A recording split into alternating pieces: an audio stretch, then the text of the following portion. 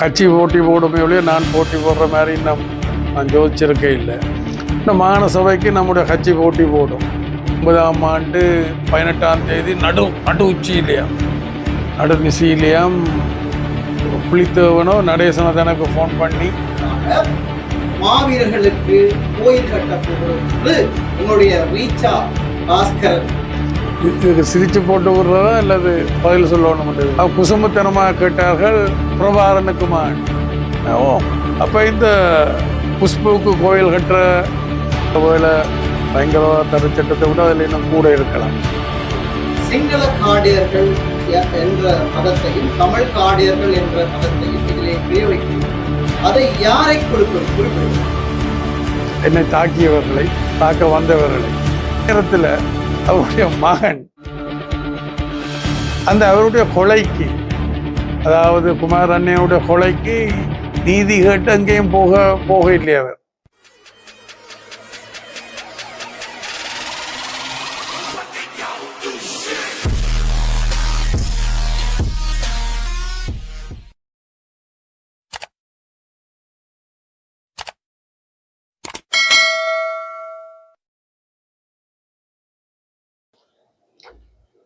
நீங்கள் சமீப காலமாக அறிந்திருப்பீர்கள், போராட்டம் என்றால் என்ன, மக்கள் தமிழ் மக்கள் பட்ட இன்னல் என்றால் என்ன, இரத்த சகதி என்றால் என்ன, போராட்ட தோட்டா வெடி சத்தம் என்றால் என்னென்று தெரியாத ஒரு நபர் தற்போது கூறி வருகிறார்.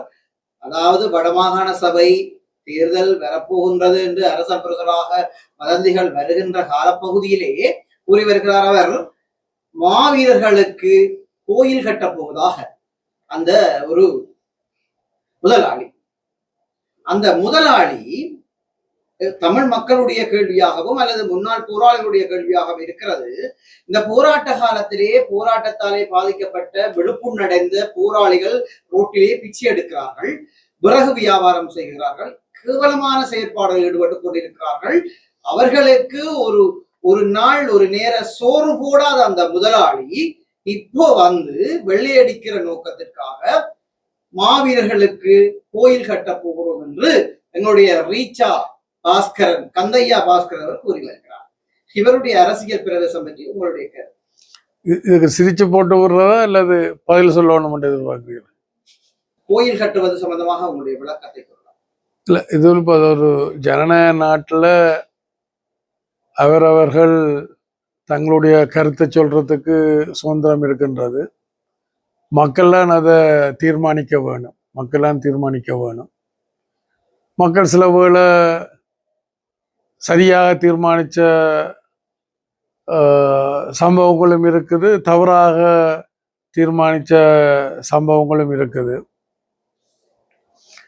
என்னை பொறுத்த வகையில் போராளிகளை மாத்திரமல்ல, அவைகளுக்கு முன்னுரிமை கொடுக்க வேணுமென்றதில் எனக்கு மாற்று அபிப்பிராயம் இல்லை.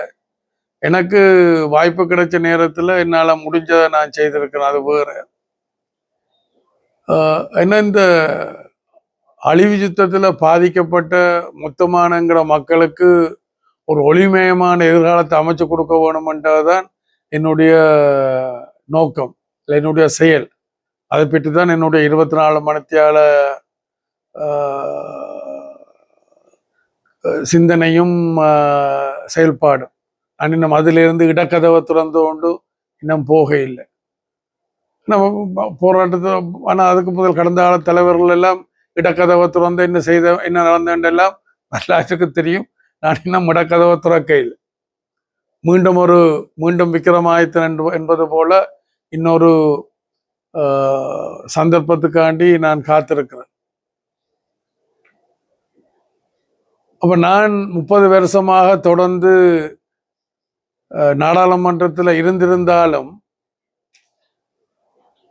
சரி, 30 வருஷம் இருந்துட்டேன் போதும் என்று நான் யோசிக்க இல்லை. அது சுயலாபம். போதும் என்று நான் ஒதுங்கி கொண்டால் அது சுயலாபம். நான் இன்னும் என்ன நோக்கத்துக்காண்டி நாங்கள் வெளிக்கிட்டனாங்களோ அது செய்து முடிக்கப்பட இல்லை. வெங்கட மக்கள் அந்த துன்பத்தை, அந்த அவமானத்தை தொடர்ந்து எதிர்கொண்டோன்றிருக்கிறோம். அதிலிருந்து அவையில மீட்க வேணும் என்றதுதான் என்னுடைய சிந்தனையும் என்னுடைய செயல்பாடும். இப்போ நான் கூட ஒரு கட்டத்தில் சொல்லியிருக்கிறேன், என்ன மாதிரி இந்த கோட்டை என்ன இதை சுத்தி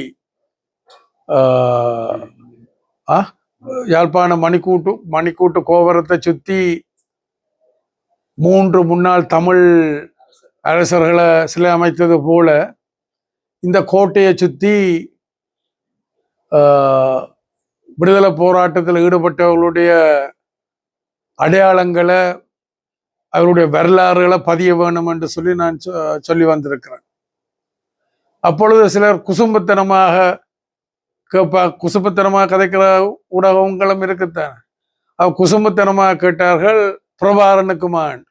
ஓ, சரிபிழைக்கு அப்பால அந்த வரலாறு இருக்குது, அது நான் நிச்சயம் செய்வேன், எனக்கு அந்த வாய்ப்பு கிடைச்சால் செய்வேன். அப்ப நான் யார்கிட்டையும் அனுமதி எடுக்க வேணுமென்று அல்ல, எனக்கு அனுமதி என்னுடைய மக்கள் தர வேணும். என்னுடைய மக்கள் எனக்கு வாக்கு பலத்தையும் ஆசனத்தையும் தந்தால் கரைக்கிறவன் கரைச்சால் கல்லும் கரையும் என்று சொல்வது போல என்னால் செய்து முடிக்க முடியும். இந்த 3 உங்களுக்கு தெரியும், எல்லா ஆளனை பற்றி கதைச்சாலே கைது செய்கிற நிலைமை கேட்கல.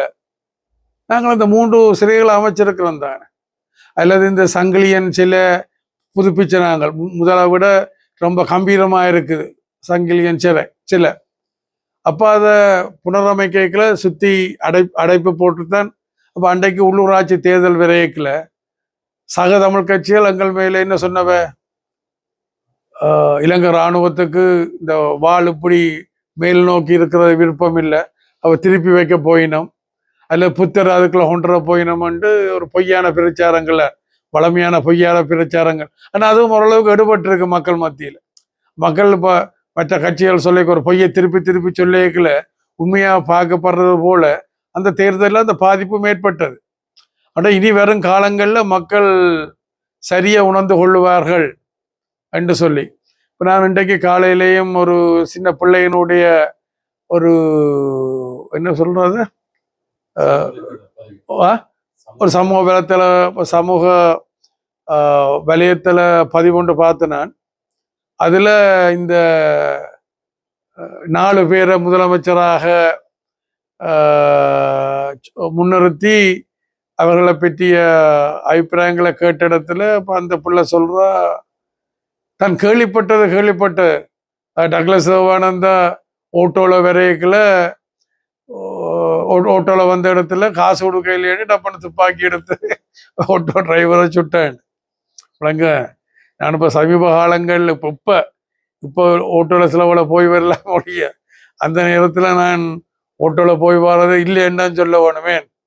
அந்த நிலைமை வேற சூழல்ல ஒரு பாதுகாப்பு என்று சொல்லி அப்போ என்னென்றால் அந்த பிள்ளை அறியாமல் கதைக்குது. இப்போ மற்றாக்களை பற்றியும் அவ கருத்து சொல்லி இருக்கிறா, அது அவாவுடைய இது. நம்ம என்னை பற்றி தான் நான் சொல்றேன். இப்போ அந்த பிள்ளைக்கு என்னுடைய வரலாறு தெரிஞ்சிருக்கே இல்லை, சின்ன பிள்ளை.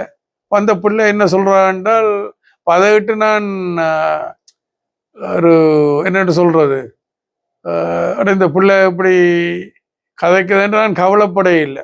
அறியாமையில கதைக்குது, அறியாமையில எத்தனையோ இதில் நடக்கிறது தானே என்று சொல்லிட்டு இருக்கிறேன். அப்போ இந்த குஷ்புக்கு கோயில் கட்ட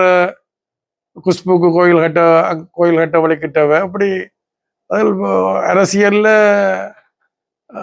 அரசியல்ல வாக்குகள் அபகரிக்கிறதுக்காக சொல்லப்படுற கருத்துக்களைத்தான் நான் அதுக்கு மேலே நான் போக விரும்ப இல்லை. எனக்கு பதில் சொன்னால் நான் அதுக்கு மேலே போறதுக்கு தயாராக இருக்கிறேன். இப்ப ரீச்சா பாஸ்கரன், கந்தையா பாஸ்கரனை பொறுத்தவரையில் உங்களுக்கு தெரியும், கடந்த நாட்களிலே ஒரு நிகழ்வு ஒன்றிலே பங்கு பெற்றி இருக்கிறார். அந்த பங்கு பெற்றும் போது அவருக்கு சிவப்பு கம்பளம் விரிக்கப்பட்டு வரவேற்பு அளிக்கப்பட்டிருக்கிறது. அந்த இடத்திலே சிவப்பு கம்பளத்திலே கந்தையா பாஸ்கரனும் முன்னாள் போராளி ஒருவர் கலஜேசோடே ஒருவர் அதை தாண்டி ஒரு வெறும் தரையிலே நிற்பதை நாங்கள் காணொலியூடாக காணக்கூடியதாக இருந்தது.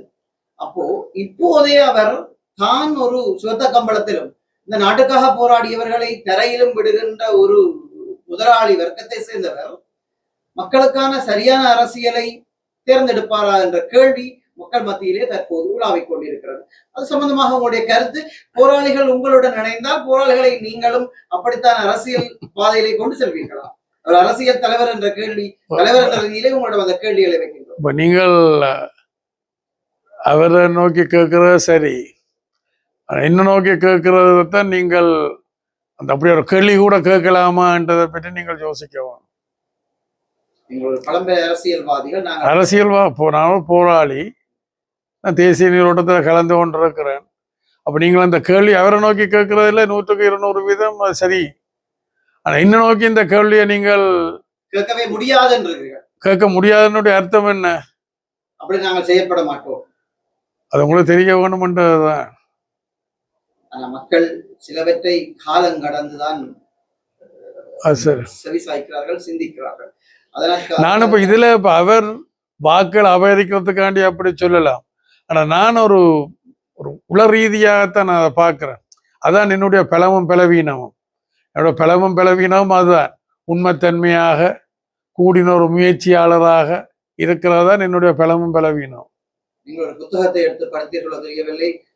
தேவைப்படும் முகங்கள் என்ற ஒரு புத்தகம் இருக்கிறது. அது அமெரிக்காவுடைய புத்தகம். கலைஞர் கருணாநிதி அவர்கள் தமிழாக்கம் பண்ணியிருக்கிறார். அதிலே நேரடியாக பேசுபவர்கள் அல்லது வெளிப்படையானவர்கள் ஒதுக்கப்படுவார்கள் என்று எழுதியிருக்கிறார்கள். அதன் அர்த்தம் உங்களுக்கு புரிகிறதா? புரிகிறது. அந்த அந்த வகையிலே நீங்க அரசியல் செய்ய அதைத்தான் நீங்க அரசியலாக கொண்டு செல்கிறீர்களா? வெளிப்படையான அரசியலை செய்கிறீர்களா? மக்களுக்கான அரசியலை செய்கிறீர்களா? தான் நீங்கள் ஒதுக்கப்படுகிறீர்களா? இப்ப நான் உண்மைத்தன்மையோட நான் இந்த பிரச்சாரத்துல பெருசா அக்கறை எடுக்க இல்லை. கடந்த காலத்துல என் ஊர் பார்த்த உண்மை, எம்ஜிஆருடைய ஒரு பாட்டு இருக்கு, ஊர் பார்த்த உண்மை உனக்காண்டி வாழும். ஆனா பிறகு அறிஞ்ச உடன் எம்ஜிஆர் ஒரு 5 ரூபா உதவி செய்தால் 15 ரூபாய்க்கு பிரச்சாரம் பண்றேன்னு சொல்லி அவருக்கு சினிமா இருந்தது, ஒரு பல ஊடகங்கள் இருந்தது.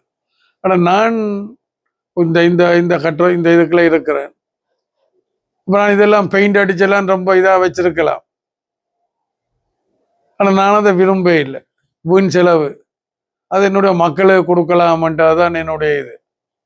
அப்படி இருக்கலாம். அப்புறம் என்னுடைய ஒரு முன்னாள் ஒரு தோழர் ஒரு ஆள் வெளிநாட்டில் இருக்கிறார், வந்து பெயிண்ட் அடிச்சாங்கலாம், பெயிண்ட் அடிச்சு போட்டுட்டு போயிருக்கிறேன். என்ன சொல்ல வாரென்றால், இப்போ மஹிந்த ராஜபக்ச எனக்கு வேண்டிய பவான் சிங் என்றவர் முதல் தமிழ்நாட்டு ஒரு ஒரு ஒரு ஒரு பத்திரிகையாளர், மூத்த பத்திரிகையாளர், முதல் டெலோட படகுல நீங்க முதல் வந்தவர் இங்க. பிறகு அப்ப அவர் மஹிந்த ராஜபக்ச ஆட்சியில இருக்க அவரையும் போய் சந்திச்சிருக்கிறார். சொல்லுங்க கூட ஃப்ரெண்ட்ட சொல்லுங்க, ஏன் இவர் இந்த பங்கருக்குள்ள இருக்கிறார். அப்போ ஒரு பெரிய காணியை எடுத்து ஒரு எல்லாம் வீட்டை கட்டி அது எல்லாம் தோட்டங்கள் எல்லாம் வச்சு ஏன் அவர் இதாக இருக்கலாமே, இந்த பங்கருக்குள்ள இருக்கிறாருன்ட்டு அவர்கிட்ட சொல்லி இருக்கிறார். அது சொல்ற விளங்குதுதான். அப்ப எனக்கு ரொம்ப வருவாய்கள் வந்திருக்கு பல வகையில். உதாரணத்துக்கு அந்த மணல் வியாபாரம் கூட, மணலை மக்களுக்கு இலகுவாக நியாயமான விலையில கொடுக்கணும்னு செய்தேன். அதுல பெருமளவுல அது யாரு கொடுத்தது? கோயில்களுக்கு, கஷ்டப்பட்ட மக்களுக்கு வாழ்வாதாரம் அது இதுன்னு சொல்லி கோடிக்கணக்கில். இன்றைக்கு நான் அதை கூட்டி கழிச்சு பார்த்து நான் புலையண்ட முடிவுக்கு நான் போகையில்லை.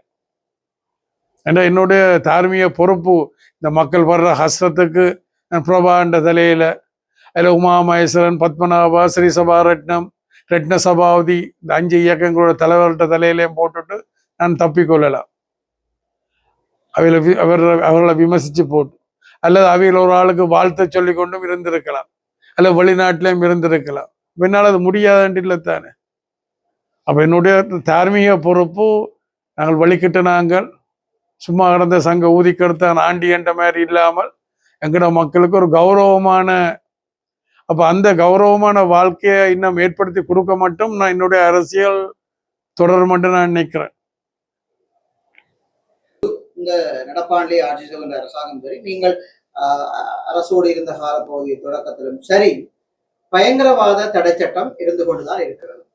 தற்போது ஆட்சிக்கு வந்த இந்த அரசாங்கம் இந்த பயங்கரவாத தடைச்சட்டத்தை நாங்கள் உடனடியாக நீக்குவோம் என்று கூறி வந்தவர்கள் இன்னும் நீக்கிற பாடாக இல்லை.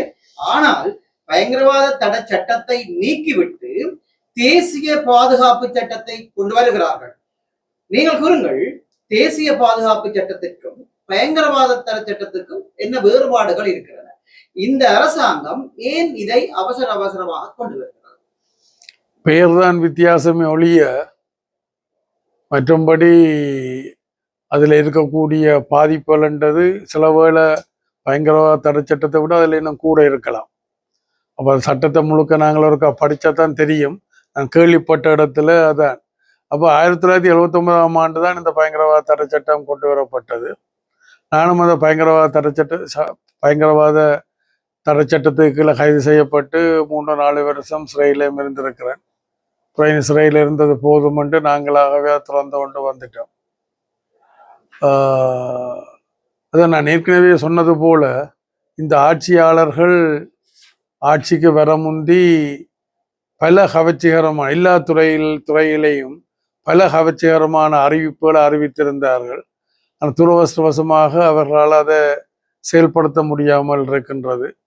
ஆனால் நாங்கள் ஆட்சியில் இருக்கின்ற பொழுது இந்த சர்வதேச நாணய நிதியத்தினுடைய உதவியோடு தான் நாங்கள் முன்னோக்கி போகலாம் என்றதை முன்வச்ச நாங்கள். அப்பொழுது இவர்கள் சொன்னார்கள் அது அடிமைத்தனமான ஒப்பந்தம், தாங்கள் வந்தால் கிழிச்சறிவோம் என்று சொன்னார்கள். அதன் பிறகு நாங்கள் முன்னேற்றத்தை காட்டி கொண்டிருந்த பொழுது, வெளிப்படுத்தி கொண்டிருந்த பொழுது அவர்கள் சொன்னார்கள் தாங்கள் ஆட்சிக்கு வந்தால் ஒப்பந்தத்தை மாற்றி அமைப்போம். முதல் கிழிச்சறிவோம் என்று சொன்னார்கள், அடிமைத்தனமான ஒப்பந்தம், அப்படியே கிழித்தறிவோம் என்று சொன்னார்கள், அப்புறம் மாற்றி அமைப்போம் என்று சொன்னார்கள். ஆனால் ஆட்சிக்கு வந்த பிறகு ஒரு எழுத்தக்கூட மாற்றாமல் அதையே பின்பற்றுகிறார்கள். அப்படி கணக்கு. அப்போ நான் என்ன சொல்றேன் என்றால், இவர்கள் ஆட்சிக்கு வர முந்தி பல கவர்ச்சிகரமான கொள்கைகள் வேலை திட்டங்கள் எல்லாம் அறிவித்தது. அதில் மக்கள் அதை நம்பிட்டீனம்.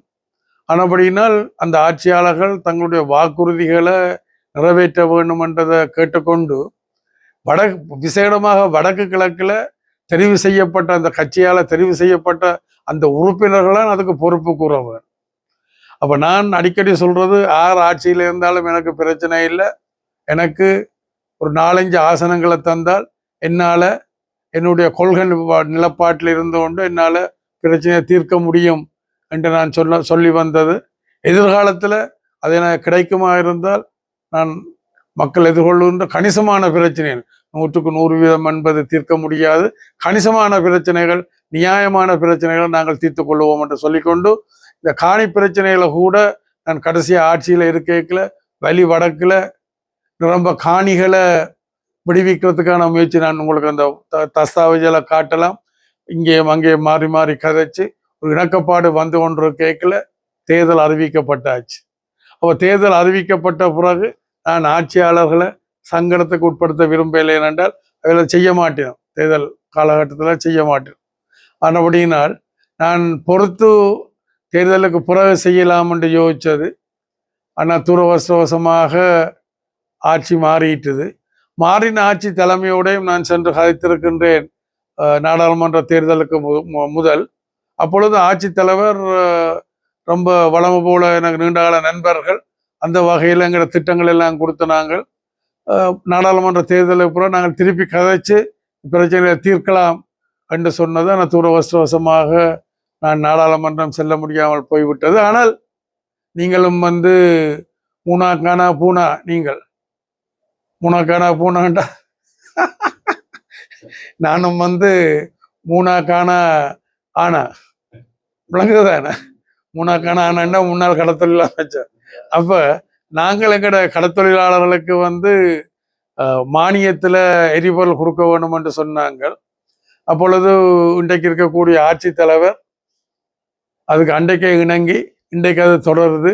அந்த சந்தர்ப்பத்தில் நான் அது விடயம் தொடர்பாக என்னுடைய கடத்தொழில் மக்கள் சம்பந்தமாக நான் அவருக்கு இந்த சந்தர்ப்பத்தில் இன்னும் மீண்டும் ஒரு நன்றியை கூட கடமைப்பட்டிருக்கிறேன். யாருக்கு? ஆட்சி தலைவருக்கு. அவர் இங்கே கூட சொல்லியிருக்கிறார் போலோடக்கு, முன்னாள் அமைச்சர் முன்னெடுத்த திட்டங்களை யாரும் தடுக்க வேண்டாம், தொடர சொல்லி. அடிக்கடி நான் நன்றி சொல்றது, இப்ப நல்ல விஷயங்கள் செய்தால் அதுக்கு நன்றி சொல்றது. மற்றது முக்கியமான கேள்வி ஒன்று, உங்களை தற்போது தமிழ் மக்கள் மத்தியிலே சிறை மீண்ட செம்மல் என்றும் நீங்கள் அழைக்கப்படுகிறீர்கள். இதனுடைய விளக்கம் என்ன? திருப்பியும் செம்மல் என்று ஒரு பெரிய நேரத்தை எடுக்க போறீர்கள் போல. இப்போ அந்த சிறையை பற்றி சொல்லிக்கல, 1983 ஆண்டு நான் சிங்கள காடையர்களால் தாக்கப்பட்ட நான்.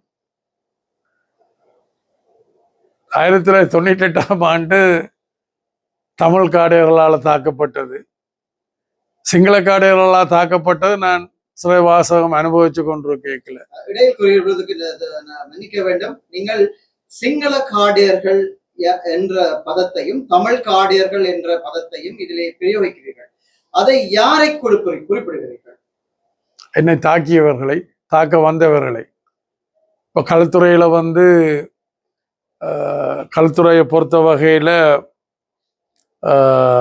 அந்த அங்கே இருக்கக்கூடிய தமிழ் கைதிகள் எனக்கு கடிதம் எழுதி தங்களை பார்க்க சொல்லி கேட்டிருந்தார்கள். பொதுவாக எல்லா அரசியல் கட்சிகளுக்கும் எழுதியிருந்தார்கள். அதுபோல பத்திரிகை, இன்றைக்கு அவர்கள் பத்திரிகையினுடைய தலைமை ஆசிரியர்களாக இருக்கின்றார்கள், வீரேசரி தினக்குரல் இதில் எல்லாம். அவர்கள் கூட எனக்கு தொலைபேசியில் அழைப்படுத்து இப்படி ரொம்ப கஷ்டப்படினும் அங்கே என்ன போய் பார்க்க சொல்லி, அப்போ அங்கே பார்க்க சென்று அதை முடித்து கொண்டு வரவழைக்கின்ற பொழுது நான் தாக்குதலுக்குள்ள உள்ளாகினேன். அப்போ அதில் போர்டு சொல்கிறோம். போர்டு என்றால் இல்லை, ஒவ்வொரு தொகுதிகள் ஒன்றுக்குள்ள ஒரு 100 பேர், அப்படி 75-100 பேர் இருப்பினோம். அப்போ அப்படி 6 தொகுதிகள் அங்கே இருந்தது. 5 தொகுதிகளை முடித்து வெளியில் வருகின்ற பொழுது ஒருவர் சொன்னார், அண்ணன் இன்னொரு இடமும் இருக்கு, அதை தீர்த்து தர சொல்லி. இப்போ அந்த இடத்துல அந்த தமிழ் காடையர்கள் இருந்திருக்கின்றார்கள். ஒட்டுமொத்தமாக எல்லாரையும் சொல்ல இல்லை, சுருக்கமாக தான் அந்த காடையர்கள் என்று சொல்ல. என்றால் நான் போனதை அவர்களுக்கு உதவி செய்ய. இப்போ அதுக்கு பிறகு நான் உயிரிழந்து மறுபிறவி எடுத்த நேரத்தில் குமார் பொன்னம்பலம் அவர்கிட்ட குடும்ப சகிதம் என்னை எனக்கு ஆறுதல் சொல்வதற்காக வந்திருந்தார்கள். அவர் வந்த நேரத்தில் ஒரு அன்பாக கடிந்து கொண்டார். என்ன செய்ய இந்த வேலை செய்ததற்கு உமக்கு அவங்களை பற்றி தெரியாதா? நாங்களே நாங்கள் போகவில்லை, கிசர் வேலை பார்த்துட்டு இருக்கிறீர்கள் அன்பாக கடிந்து கொண்டார். அதை விட மேலதிகமாக சொன்னார், தங்களுக்கு வழக்கு பேச சொல்லி கேட்டிருக்கணும், தான் மறுத்துட்டேன். நீங்கள் என்னுடைய நண்பருக்கு, உங்களை பார்க்க வந்த என்னுடைய நண்பரை நீங்கள் இப்படி துன்பப்படுத்தி அனுப்பியிருக்கிறீர்கள், ஆனபடியே நான் வழக்கு பேச மாட்டேன் என்று சொன்னவர் செய்தவர். அவருக்கும் எனக்கும், குமார் பொன்னம்பலம் அன்னைக்கும் எனக்கும் இடையில கருத்து வேறுபாடுகள் இருந்தாலும் அவர் ஒரு நியாயமான மனிதன். ஆனால் கருத்து வேறுபாடு ஒரு நியாயமான மனிதன். ஆனால் அதே நேரத்தில் அவருடைய மகன் அவருடைய கொலைக்கு, அதாவது குமார் அண்ணனுடைய கொலைக்கு நீதி கேட்டு அங்கேயும் போக இல்லை. அவர் இலங்கை நீதிமன்றத்துக்கும் போக இல்லை, சர்வதேச நீதிமன்றத்துக்கும் போக இல்லை. அதுக்கு சாட்டு போக்கள் சொல்லி கொண்டிருக்கணும். அடுத்ததுக்கெல்லாம் நீதிமன்றம், சர்வதேசம் என்ற போராக்கள் தன்னுடைய தகப்பனருடைய கொலைக்கு மாத்திரம் நீதிமன்றம் போக அவர்கள் தயாராக இருக்கிறார். ஏன்னா நீதிமன்றம் போனால் உண்மை வெளிவரும், உண்மை வெளிவந்தால் அவர்களுக்கு அரசியல் பண்ண முடியாதுன்றதுதான் அவருடைய நோக்கம் என்று நான் நினைக்கிறேன். நடக்க இருக்கின்ற வடமாகாண சபை தேர்தல் ஒரு வெளிப்படையான ஒரு கோரிக்கையை மக்கள் முன் நீங்கள் வைப்பீர்களாக இருந்தால் மக்களுக்கு நீங்கள் என்ன சொல்ல வருகிறீர்கள்? வெளிப்படையாக மக்களிடம் உரிமையாக நீங்கள் கேட்க. அதாவது நான் இந்த தேர்தலில் கட்சி போட்டி போடுமே ஒழிய நான் போட்டி போடுற மாதிரி இன்னும் நான் யோசிச்சிருக்க இல்லை. ஏன்னா இன்னும் மத்தியில் செய்ய வேண்டிய வேலைகள் இருக்கின்றால் மத்தியில் தான் அந்த தென்றவி இதெல்லாம் செய்ய வேண்டி இருக்குது. அதுவரையிலும் மத்தியில் இருக்கத்தான் நான் யோசிக்கிறேன். இந்த மாகாண சபைக்கு நம்முடைய கட்சி போட்டி போடும். நான் ஆரம்பத்திலேருந்து சொல்லி வர்றேன், இதுக்குள்ளால கன விடயங்களை செய்திருக்கலாம். அது இந்த மாகாண சபை முறைமை கூடாக கன விடயங்களை செய்திருக்கலாம். அதிகாரம் இருக்கலாம், இல்லாம விடலாம். கணக்கு அதுக்குள்ளால அந்த அதிகாரம் கையில் கிடைச்சால் கணக்கு செய்திருக்கலாம். ஆனால் துரவசமாக கடந்த காலத்தில் சந்தர்ப்பங்கள் கிடைச்சாக்கள் அதை சரியாக செய்ய இல்லை. அப்போ இனியொரு சந்தர்ப்பம் என்னுடைய கட்சிக்கு கிடைத்தால் நான் அதை மக்கள் நலன் சார்ந்து என்னுடைய 24 மணித்தால உழைப்பு அதுக்கு தொடரும். இன்னும் பல மடங்கு முன்னேற்றமான ஒரு வாழ்க்கையை என்னுடைய மக்களுக்கு நான் அமைச்சு கொடுப்பேன். தனிய போராளிகள் மாத்திரமண்டல்ல, முன்னாள் புலி இயக்க போராளிகள் மாத்திரமண்டல்ல, பொதுவாக மக்களுக்கு. இப்போ அதுக்குள்ள அவையில உள்ளடங்க வேணும். சிலவேளை அவைகளுக்கு விசேட கவனங்கள் செலுத்தலாம் என்ற அவையில் இந்த போராட்டத்தில் சரிவிலை கப்பால் இதில் ஈடுபட்டபடியினால், அதால் பாதிப்புக்கு உள்ளாகி இருக்கிறபடியினால், நான் அடிக்கடி சொல்றது தலைமை என்றால் மக்களையும் பாதுகாக்க வேணும், தங்களையும் பாதுகாக்க வேணும். இதுதான் உலக வரலாறு எங்களுக்கு தந்த பாடம். ஆனால் துரவசவசமாக இங்க மக்களையும் பாதுகாக்க முடியாமல் தங்களையும் பாதுகாக்க முடியாமல் போனது தான் துரதிர்ஷ்டம். இப்போ கஜேந்திரகுமார் கிட்டடியில் ஒரு பேட்டி உண்டு, கிட்டடியில் போயிட்டு ரீல்ஸ் உண்டு. முந்தி ரீல் என்றால் வேறு விதமாக தான் ரீல்ஸ் கதைக்கிறது. இப்போ ரீல் என்றால் மாறி வந்துட்டது. அப்போ அவர் சொல்கிறார், 2009 மே 18 நடிச்சாமத்தில், இப்போ நான் 24 மணித்தெல்லாம் முந்தி தொலைபேசியில் இருக்கிற ஒரு ஆள். இப்போ நடிச்சாமன்றது எனக்கு ஒரு ஒரு புதுசும் இல்லை, அது ஒரு த்ரில்லும் இல்லை. புதுசும் இல்லை, த்ரில்லும் இல்லை. ஏன்னா நான் அந்த அடிபட்டு 6-7 நாள் கோமாலிருந்து வந்த பிறகு நம்மளோட பக்கத்தில் முக்கியமானவர் சொன்னார், தோழர் பக்கத்தில் ஃபோன் வச்சா உடனே எழும்பிடுவார். விளங்குது தானே அது. அப்போ அவர் சொன்னார் தன்னுடைய அந்த ரீலில் என்ன சொன்னார் என்றால், 2009 18 நடு உச்சியிலையாம், நடு நிசியிலையாம் புலித்தேவனோ நடேசனோ தனக்கு ஃபோன் பண்ணி ரொம்ப நிலைமை மோசம், தாங்கள் எப்படியாவது சரணடைய வேணும், அப்படியே தங்களுக்கு உதவி செய்ய சொல்லி என்று சொன்னாண்டு அவர் அது ஒரு இதாக சொல்லி கொண்டிருந்தார். நான் அந்த சயனைட் கட்டுற முறையை நான் ஏற்றுக்கொள்ள இல்லை. விளங்குதான். இந்த பிரபாகரன் கூட முந்தி மணலாத்தில் இருக்கலாம் என்ன சொன்னது, தானே 2 கேன் பெட்ரோலை கொண்டு போறேன்டா தன்னுடைய உடம்பு எதிரிட்ட மாட்டுப்படக்கூடாது. அதுபோல ஒரு நஞ்சு குப்பிக்கு பதிலாக 2 குப்பி ஏன் கொண்டு போறேன் என்றால் உயிரோட மாட்டுப்பற்றக்கூடாது. அப்போ பெட்ரோல் கேன், மற்றது சைனட் குப்பி, மற்ற அதை விட ஆயுதம், இவ்வளோ இருந்தும் அது எதிரி அதை பற்றி கதைக்கிறதுக்கு எதிரி எண்ணெய்கள் இலங்கை அரசாங்கம் இலங்கைப்பட கதைக்கிறதுக்கு வந்திருக்கு. உங்களுக்கு தெரியும், குமரப்பா புளியந்திரன அவைகளுக்கெல்லாம் சைனட் குப்பி அனுப்பி அது தியாகம் அல்ல, அது கொலை, அநியாயம் என்றான் நான் நினைக்கிறேன். வெளிநாட்டெல்லாம் தற்கொலை குண்டுதாரிகள் என்ன நெருங்க முடியாமல் வெடிச்சு, அது ஒரு அநியாயம் என்றான் நான் பார்க்கிறேன், தேவையில்லாத சாவு. ஆனால் அப்படி சரி என்ன நடந்தது? சரி, கடைசியில் கூட்டி கழிச்சு பார்த்தால் நாங்கள் அவமானப்பட்டிருக்கிறோம், அல்லது இருக்கிறத இழந்திருக்கிறோம், இடம்பெயர்ந்திருக்கிறோம். ஆனால் புலம்பெயர்ந்த மக்களுக்கு இதால நன்மை கிடைச்சிருக்கு. தமிழருடைய பழமொழி திரகடலோடியின் திரவியம் தேடுன்ற வகையில் பெரும்பான்மையானார்கள் நல்லா இருக்கு. நல்லான்ட்டு சொல்லிக்கல, அதில் இருக்கிறதுக்கு வீடு இருக்குது, உடுத்துறதுக்கு உடுப்பு இருக்குது, சாப்பிட்றதுக்கு கூட, அதில் ஒன்றும் பிரச்சனை இல்லாமல் தங்களோட வாழ்க்கையை. இங்கே என்றால் அந்த பிரச்சனையில் அடுத்த வேளை சாப்பாட்டுக்கு என்னென்னு யோசிக்கிற நிலைமையிலெல்லாம் இருந்தது.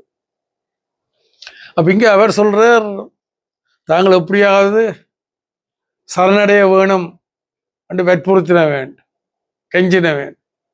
எனக்கு அது பிடிக்கவில்லை. இது அப்படி அவைகள் அப்படி கேட்டது எனக்கு பிடிக்கவில்லை. நீங்கள் உங்களோட உயிரை வருத்தித்தான் போராட்டத்தில் ஈடுபட்டெல்லாம் சொல்லி போட்டு நீங்களே கடைசியில் மற்ற சக கீழே இருக்கிற போராளிகளுக்கு சைனைட் கொடுத்து நீங்கள் குடிக்காவிட்டால் நீங்கள் துரோகிகளாக கருதப்படுவியல் கொல்லப்படுவீர்கள் எல்லாம் சொல்லி அப்படியெல்லாம் செய்து போட்டு இவியல் கடைசியில அப்படி போயும் தப்ப முடியல. நானும் அப்போ பிடிபட்டு இராணுவ முகாம்கள் எல்லாம் இருந்திருக்கிறேன். தினமும் அடி உததான். நான் அதை விளங்கிக் கொள்றேன். என்ன, அவன் எதிரி. அப்ப எதிரிக்கு எதிராக நாங்கள் ஆயுதம் தூக்கினால் இரும்பு கரங்கொண்டுதான் நசுக்கப்படுவோம். 71ஆம் ஆண்டு ஜேவிபிஆர் தமிழாக்கல 100% சிங்களா. 89 ஜேவிபிஆர் முழுக்க படையலர் முழுக்க. அப்ப யாரும் எந்த நாட்டிலையும் யாரும் அரசாங்கத்துக்கு எதிராக வன்முறையை இது பண்ணால் அதுதான் பதில். அப்ப நாங்கள்லாம் எங்கட மக்களை பாதுகாத்து இந்த போராட்டத்தை முன்னெடுத்திருக்க வேண்டும். ஒழிய துரவசமாக ஆரம்பத்திலே பிழைச்சு போச்சு தானே. புலிகள் படைகளை தாக்க, படைகள் மக்களை தாக்கும், மக்கள் தங்களுக்கு ஆதரவு அளிப்பினும் அந்த அந்த அந்த சித்தாந்தமே ஒரு பிழையான இதுதானே. அவ தலைமை என்றால் மக்களையும் பாதுகாக்கவனும் தங்களையும் பாதுகாக்கவனும். அப்ப இங்க கூட்டு கழிச்சு பார்த்தால்